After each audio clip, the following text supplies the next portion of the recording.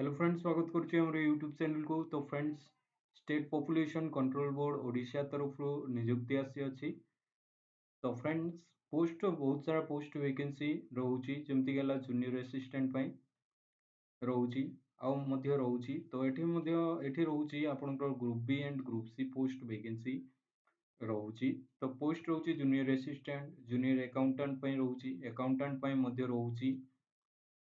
तो बहुत सारा पोस्ट वैकेंसी रहउची। देखंतु असिस्टेंट सेशन ऑफिसर पई मध्य रहउची, देन लाइब्रेरियन पई मध्य रहउची। एमती बहुत सारा पोस्ट वैकेंसी रहउची। तो फ्रेंड्स, एटा ऑनलाइन रजिस्ट्रेशन होउची। देखंतु ऑनलाइन रजिस्ट्रेशन 27 फेब्रुआरी रहउची, लास्ट डेट रहउची 28 मार्च 2025।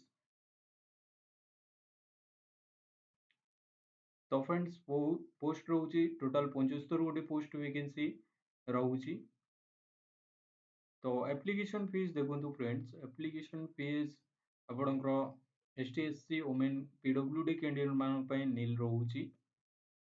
देन ऑल अदर कैंडिडेट मान पई आपणकर 300 टंकार एप्लिकेशन फीस रहउची। गवर्नमेंट जॉब्स रहउची, समस्ते अप्लाई करंतु।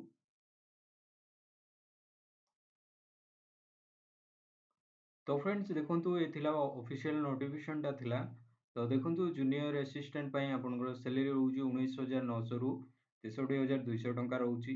तो एजुकेशनल क्वालिफिकेशन ग्रेजुएशन ता सहित आपण पीजीडीसीए करछंती तो एलिजिबल हेई परिबे। देन जूनियर अकाउंटेंट पई मध्ये रहउची, एटा मध्ये दरमा सेमी रहउची। तो एठी क्वालिफिकेशन मागिची बीकॉम मागिची, देन अकाउंटेंट पई रहउची बीकॉम मागिची। देन असिस्टेंट सेशन ऑफिसर पई रहउची ग्रेजुएट मागिची। एठी 35,000 रु 1 लाख पर्यंत दरमा रहउची।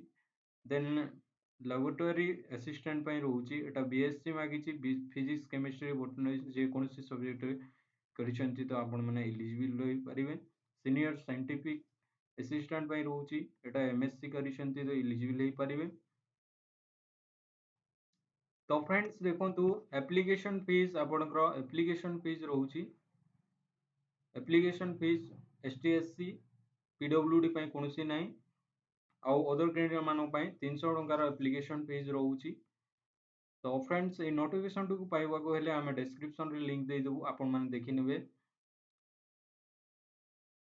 तो फ्रेंड्स, वीडियो टी भल लागिथिल लाइक करंतु, चैनल टू मध्ये सब्सक्राइब करंतु, बेल आइकन टी प्रेस करंतु, जा फल सर्वप्रथम नोटिफिकेशन टा पाइ परिबे। Thanks for watching.